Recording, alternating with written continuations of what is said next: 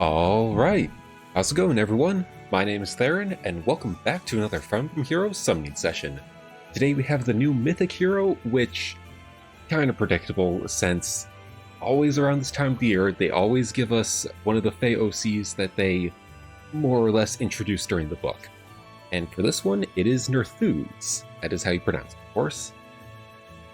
Again, not that surprised, so let's just dive right into it. I will say though, and it's very obvious from looking at the banner, but blue is stacked with just all good units. Obviously we have our new unit Nerthuz, but we've also got legendary female Shez, who, if you're lucky enough to outspeed her, yeah, she's kind of easy to beat, but if you're any slower than her, she just one-rounds you, and that's it. Or if you have a lot of high damage reduction, then she's not a problem. But Shez is still a really, really good dagger unit from this banner. And of course we have legendary Deirdre in blue, who, even though we have Goto, who I'd argue is probably the better mage tank, Deirdre's still taking second place, just because she has Miracle, cancels out any ranged foes' specials from charging, and just a lot of res on her. Just a lot of res. I would say, like I said, blue absolutely stacked. And of course, colorless, I would say, is also the second best from this banner, just because you have Arvel, who is an absolute nuke for just everything. Just look at their kit. Ashe, she's still pretty good for the banner, or as a unit, I mean, especially with that C skill that helps her allies like warp 2 spaces around her. That is really good and can set up a lot of interesting plays. And then of course, even though he's a relatively old legendary unit, legendary Claude, who, quick little reminder, next year he will be in the list of units who will be getting a remix. And it is of my personal opinion, and a few others' opinions, that he does not need it. Just because it's legendary Claude, he is still, to this day, really good, somewhat annoying, and just... I think it's too soon for him to get a remix. If anything, he should wait another year before he should be in line, at the very least, but that's just my opinion.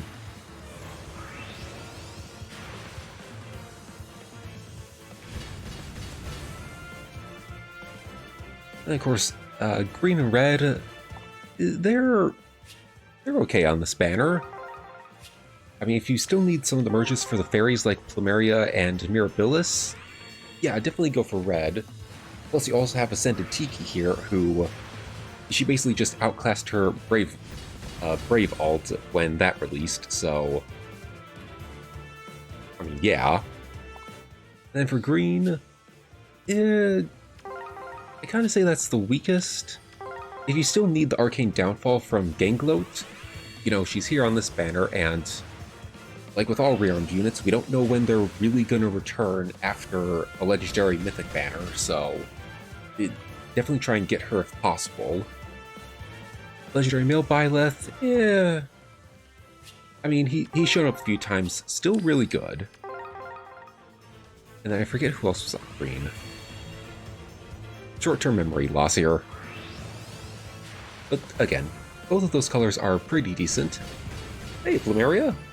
I actually do need a lot more merges for her anyways.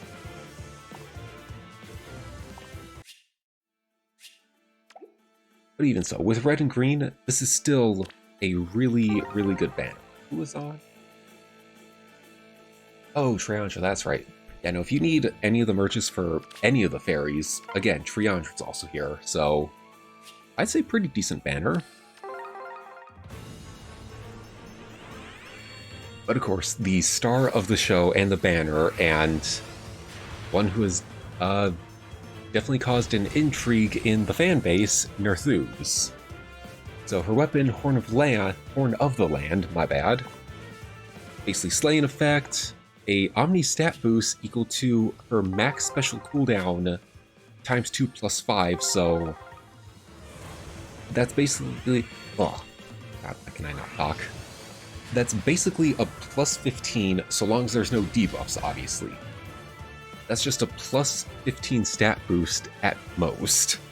Again, if there's no debuffs to any of those stats, that's just a lot that she's getting right out the gate. And of course, a special acceleration and no follow-up if unit is healthy.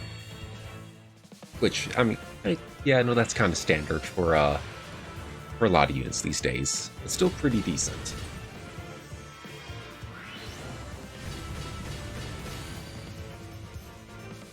Hey, hi Reinhardt. No offense, but you are possibly the worst red I could have pulled in this entire banner. And I have like 6 of you as combat manuals. Okay. I don't plan on building him up anytime soon, but yeah, that just happened. And then for Nerthuz's Beast Transformation, it's just a flat +2 attack, a -4 debuff on foes' attack and defense, and foe cannot make a follow-up attack so long as she initiates combat. Pretty good, pretty kind of middle of the road, but still definitely better than some of the previous Beast units that I've gotten. And I have seen a lot of people say that she is like gonna be better Freyja, and already she basically is, in a way. Like, you don't really need to be a rocket scientist or an expert at Fey, if I'm being honest, to know that Nerthuz basically just power crept Freyja, in a way. She's all... Yeah, no, I don't even have to go into any more explanation. Let's just move on to Nerthuz's Beast skill, Fruit of Life, which is basically a -5 speed defense on foe during combat, 40% damage reduction on foe's first attack, so yeah, we are seeing a lot of units come with that nowadays, but, you know, not bad. And then she basically has the Gnungagap damage absorption sort of effect, where she will deal extra damage equal to however much damage she reduced from foe's first attack. So, yeah, she's just gonna slap you back even harder when you fight her. Fun. And then if there's no allies adjacent to unit, she will neutralize guard effects and inflict gravity on target and foes adjacent to the target. Again, just better base Freyja. There's not much else to say here. Then, of course, she does come with the new C skill, Alarm Attack Speed, which is a vast improvement on all the Rouse skills. Mainly because of the Panto that it gives to whichever unit has the C skill. And I'm going to say this right now. If I am lucky enough to get a couple of Nerthuzes, I am thinking of giving that Alarm Attack Speed skill to my base Edelgard and make just basically speed Edelgard in a way. And I do want to refine her weapon, so I kind of have to do that. Yeah, I have all the fodder that I want for my Edelgard. I just need Alarm Attack Speed, that's all.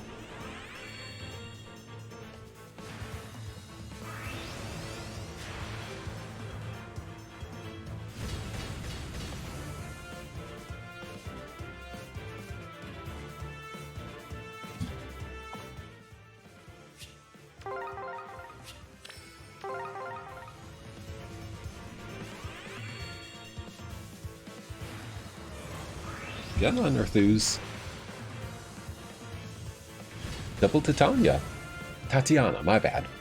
I got the A and the I mixed up. God.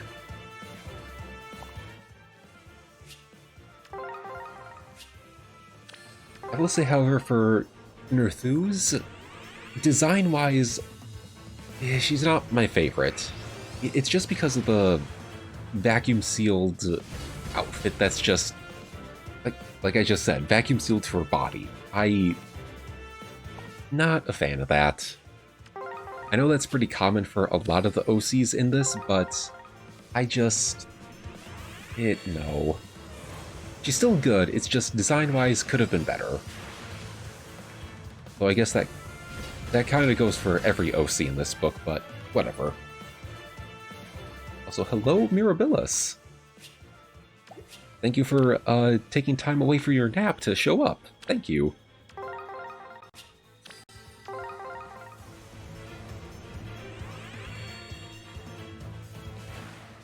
Anyway, moving on to the Q&A portion of the video. And just a little heads up, if you ever want to ask a question for a future summoning session, just let me know in the comments down below. I will throw it on a Word doc, and hopefully if I have enough time, which I have not been able to do for a couple of banners, but if I have enough time, I will definitely answer it in that video. I did have to go hunting for this one though, so from Chris England, they ask, do you think that they will make versions of the Engaged Royals with the personality of their DLC Fallen versions? If so, which ones will be most likely to get that version first? Firstly, thank you for the question, Chris. Sorry if it took way too long to answer this one. Again, I had to go hunting for these because YouTube is not updating me whenever I see these or something. I don't know. But seeing the Fallen Engaged Royals, there might be a chance, in a way, because I can't outright deny it by saying, oh, DLC and all that, because we have the frickin' Ashen Wolves from Three Houses, and they were DLC. So I'd say there would be a chance of the Fallen Engaged characters. It just really depends on who's more popular, and that was a weird lag spike. But I'd say if they were to choose... Okay, let's say if they were to do, like, 2 for a Fallen banner, at most 2. I would say possibly Alchrist, just because of the... Yeah, I think Alchrist and maybe Ivy, just so they could have the whole, wife wand there. I think those 2 could be first, or if they want to do a full banner... I think if they would do a full banner, I'd say Alfred, Alchrist, Ivy, and Tamara, maybe? I could see Diamant swapped out for Alchrist, though, just so you could have, the future leaders for their respective kingdoms. But it would be very interesting if they did do that. I'm not getting my hopes up, though. But it would be very interesting to see that, just because those personalities were wild for some, kind of bland for others. Like, if you played the DLC, just saying, Ivy's personality, I could swear her voice actor was told to just embrace her inner Wicked Witch of the West. That's all I have to say on it. But thank you for the question, Chris. That was definitely a thinker right there. I really should not be recording some of these as early as I do because my brain is not fully awake, but whatever.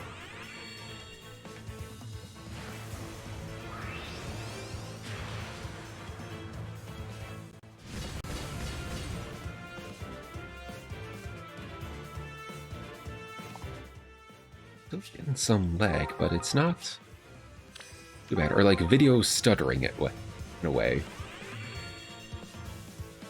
It's not too bad, at least, which is a good thing.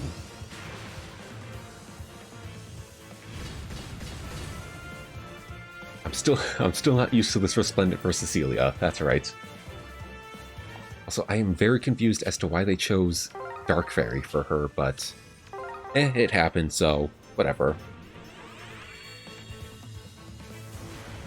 I will say, though, our next Resplendent, Surtur, I did not ever expect him to get a Resplendent.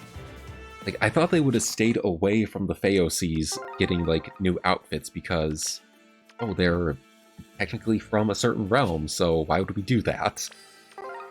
But no, here we have Surtur dressed up in Hell garb, which is honestly fitting considering what happens to him in the story, and I love it.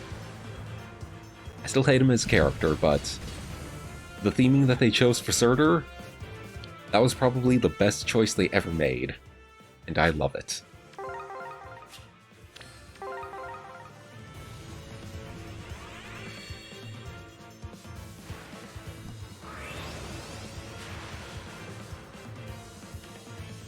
Let's just finish out this circle as last one. And it looks like I have to spark for Nerthuz, which is a-okay. That's usually the last resort I do whenever it comes to a banner. Just, if I don't get the focus, I'll just spark.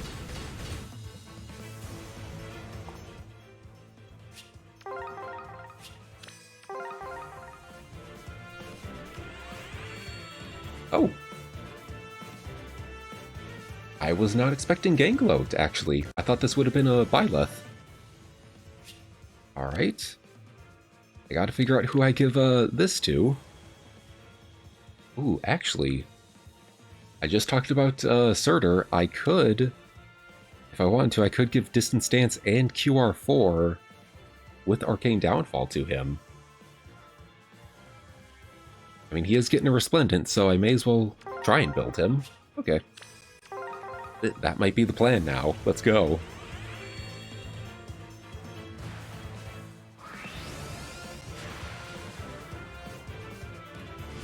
Okay, so now I have to figure out 2 fodder for the Arcane Downfall. Great. Listen, Ganglode, I know I needed 2 of you on your debut banner, but I don't need 2 of you right now. But thank you for showing up. Alright, let's grab Nerthuz. There she is, by Deirdre. I still hate that the entire, like, spark circle is randomized. Just have the reds in one corner, colorless in another, blue down here, green off to the side. Just, my OCD brain does not like it, in a way. Just have all the colors in their separate sections somewhere, please. Don't have it be a jumbled mess. That's all I ask. Anyway, cavalry. There we go. So, yeah. Not too bad of a summoning session. I at least got 3 of the units, that's right. Got 3 of the units that I wanted, which wasn't too bad. Yeah, I always never know how to end all of this, but thank you all so much for watching today's summoning session. I hope you enjoyed.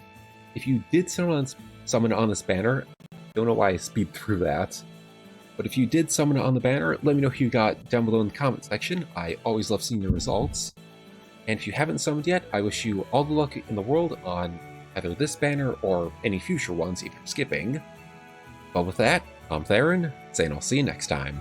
So until then, farewell, and game on.